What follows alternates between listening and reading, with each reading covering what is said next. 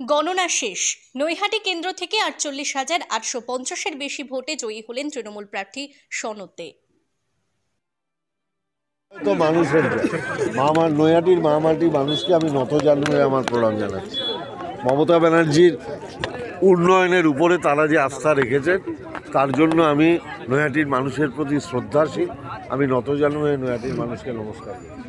বিজেপির একাধিক হেভিওয়েট নেতা এসেছিল, কিন্তু তারপরও বিজেপি সেইভাবে ফল দেখা গেল।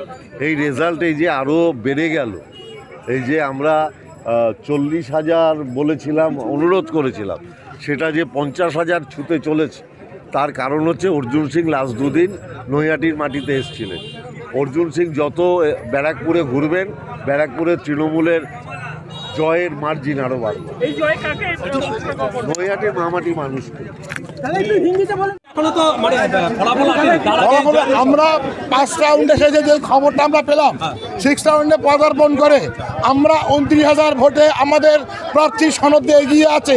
আজকে এই প্রকল্প হচ্ছে দিদির যতগুলো প্রকল্প ছিল, কন্যাশ্রী, কৃষক বন্ধু, সমবেথী, সবুজ সাথী, আজকে এই লক্ষ্মী ভাণ্ডার, শুধু ওইটাই নয়, আজকে 61খানা প্রকল্প দিদির। আজকে সবাই নৈহাটি বিধানসভায় সব মহিলা বন্ধু এবং কৃষকরা সাড়া দিয়েছে। তাই আমাদের আজকে আমাদের জয় জয়কার, নৈহাটি সবুজ জোর উঠছে, উঠবে, এইটাই আমাদের আশাবাদী। আজকে আমাদের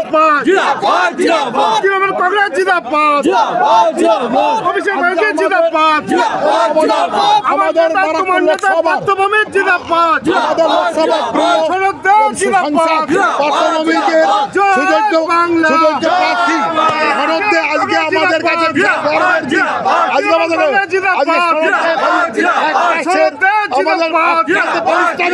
আজকে সনদের বিশাল গর্ব। তাই তো বলি, তৃণমূল কংগ্রেস জিন্দাবাদ, মমতা ব্যানার্জি জিন্দাবাদ, জয় বাংলা।